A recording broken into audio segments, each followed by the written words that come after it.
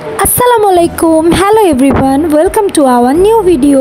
তো আজকে খুব সকাল সকাল আমি আর আমার হাজব্যান্ড রেডি হয়ে বের হয়ে যাচ্ছিলাম সাইট সিনের জন্য। আজকে আমরা বেশ কয়েকটি স্পটে যাব, তো খুব তাড়াতাড়ি আমরা আজ বের হয়ে যাচ্ছিলাম, রেডি হয়ে বের হয়ে যাচ্ছিলাম। তো আজকে আমাদের ঠিকমতো ব্রেকফাস্টটাও করা হয়নি, আর আমাদের হোটেলের ঠিক সামনে থেকে আমরা একটা রিক্সা নিয়ে কলাতলি বিচে যাচ্ছিলাম। সেখানে আমাদের একটা ফ্রেন্ড আমাদের জন্য ওয়েট করছিল। আর আমাদের হোটেলটা যেহেতু সুগন্ধা পয়েন্ট আর লাবণী পয়েন্টের ঠিক মিডিলে, তো আমরা যখন কলাতলি বিচে যাচ্ছিলাম সুগন্ধা পয়েন্টটা কিন্তু আমাদের রাস্তার মাঝখানে পড়েছিল। ওই যে পানির ট্যাঙ্কটা দেখা যাচ্ছে ওটাই কিন্তু আসলে সুগন্ধা পয়েন্ট। সুগন্ধা পয়েন্ট কিন্তু সবসময় একটু ভিড় থাকে, কারণ সব ট্যুরিস্ট এসে কিন্তু আগে সুগন্ধা পয়েন্টেই ভিড় জমায়। তো আজকে আকাশটা খুব সুন্দর লাগছিল, সাদা সাদা মেঘ আকাশে ভাসছিল, দেখে মনে হচ্ছিল যেন কটন ক্যান্ডি উড়ে বেড়াচ্ছে। তো আজকে আমরা অনেক কয়টা স্পটে যাব। তো সবার আগে আমরা যাব হচ্ছে কক্সবাজার রেল স্টেশন। আপনারা সবাই হয়তো জানেন কক্সবাজার রেল স্টেশন কিন্তু একটা ঝিনুকের আদলে তৈরি করা হয়েছে, আর এখানে ঢুকলে পারেই কিন্তু সবার আগে এই ঝিনুকটা চোখে পড়বে। আর এই ঝিনুকটা দেখে কিন্তু আমার আরও একটা ঝিনুকের কথা মনে পড়ে যায়। আমাদের হোটেলেও কিন্তু একটা এরকম ঝিনুক ছিল, তো এই ঝিনুকটা দেখে সবার আগে আমার মাথাতে ওই ঝিনুকটার কথাই মনে পড়ে যায়। স্টেশনটা বাইরে থেকে দেখতে অনেক সুন্দর লাগছিল, ভেতর থেকে আরও সুন্দর এবং খুব অত্যাধুনিক। তো এইটা দেখে মনে হচ্ছিল না এটা কোনো রেল স্টেশন, দেখে মনে হচ্ছিল হয়তো এয়ারপোর্ট। আমরা রেল স্টেশনে যে ভুলবশত একটা দুষ্টামো করে ফেলি, আসলে এটা ইচ্ছা করে করতে চেয়েছিলাম না, কিন্তু হয়ে গেছিলো।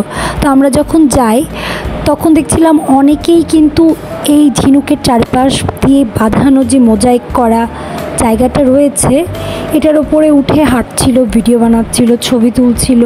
ইভেন অনেকগুলো বাচ্চাকে দেখছিলাম এটার উপরে বসে খেলাও করছিল। তো আমি একটু সুযোগ খুঁজছিলাম যে কখন ফাঁকা হবে একটু ছবি টবি তুলবো। তো যেমনি একটু ফাঁকা পেয়েছি, তো আমি ওর উপরে উঠে যাই এবং আমার হাজব্যান্ডকে বলি তুমি ওঠো, আমি তোমার একটু ভিডিও করে দিই। কিন্তু পরে যখন আমরা ওখান থেকে নেমে সামনের দিকে এগিয়ে আসছিলাম, তো মাইকে অ্যানাউন্স করছিল যে এটার ওপরে ওঠা নিষেধ, এটার ওপরে ওঠা যাবে না, এটা শুধুমাত্র বসার জন্য। তখন খুব এম্বারেসিং লাগছিল যে আসলে সবাই ভুল করছে, সাথে সাথে আমাদেরও ভুলটা হয়ে গেল। আসলে এটা ছিল আমার কক্সবাজার রেল স্টেশনে প্রথম ভ্রমণ। এর আগে আমি কখনো কক্সবাজার রেল স্টেশনে যাইনি। কক্সবাজারে যেহেতু আমরা স্লিপার বাসে করে গেছিলাম, তো রেল স্টেশনে যাওয়ার তো হচ্ছেই না।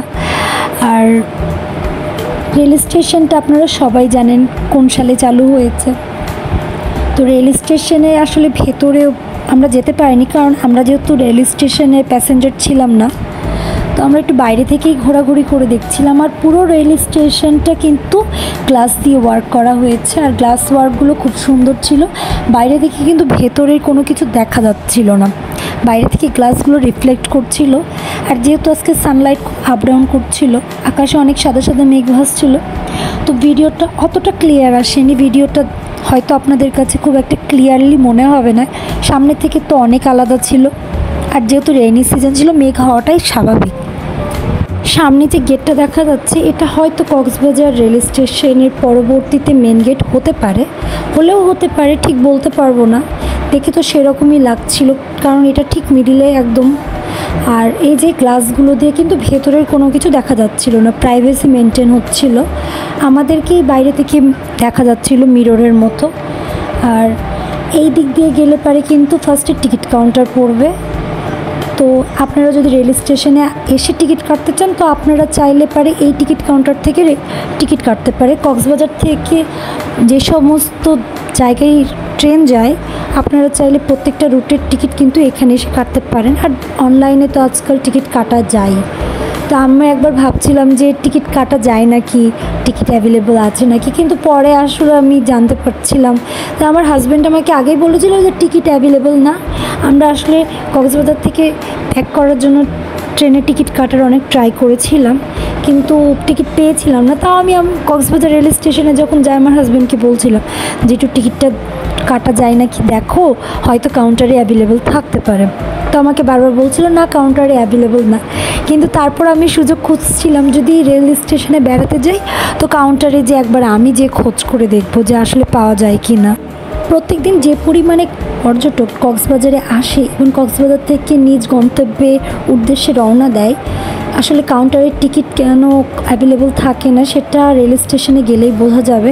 এত পরিমাণ পর্যটকের রেল সার্ভিস দেওয়া পসিবল হয়ে ওঠে না। আপনারা কক্সবাজার রেল স্টেশনে বেড়াতে আসলে ব্যাপারটা বুঝতে পারবেন। এখানে যারা পর্যটক আছে তারাও যায়, ইভেন কক্সবাজারে অনেক স্থানীয় মানুষজন আছে তারাও কিন্তু এই রেল স্টেশন দিয়েই নিজ গন্তব্যে যায়। ঢাকা থেকে কক্সবাজারে কিন্তু কেবলমাত্র 2টা ট্রেন সার্ভিস দিয়ে থাকে, এই জন্য টিকিট কাউন্টারে এত বেশি চাপ। অনলাইনেও টিকিট ঠিক মতো পাওয়া যায় না, টিকিট 10 দিন আগে ছাড়া সত্ত্বেও কিন্তু টিকিট খুব তাড়াতাড়ি শেষ হয়ে যায়। আসলে পর্যটকরা অনেক আগ থেকেই টিকিটের জন্য ওয়েট করে, তারা টিকিট ছাড়া মাত্রই টিকিট কাটার জন্য একদম রেডি থাকে। তো এই কারণে টিকিটটা আসলে অ্যাভেলেবল থাকে না। আমরা অনেক ট্রাই করেছিলাম কিন্তু টিকিট পেয়েছিলাম না, খুব মন খারাপ হচ্ছিল যে ট্রেনে চড়া হলো না। কিন্তু স্লিপারে যেও আমাদের জার্নিটা ভালোই হয়েছিল। আপনাদের সাথে অন্য আরেকদিন স্লিপার বাসের রিভিউ শেয়ার করব। আর এই ভিডিওটা কেমন লাগলো অবশ্যই আমাকে কমেন্ট করে জানাবেন, আর আমার চ্যানেলটা সাবস্ক্রাইব করবেন। আর আমার যদি কোনো ভুল ত্রুটি হয়ে থাকে তো আমাকে জানাবেন অবশ্যই। আর আমার ফেসবুকে অবশ্যই ফলো দিবেন আর শেয়ার করবেন। টাটা, আল্লাহ হাফেজ। আজকের মতো এইখানেই শেষ।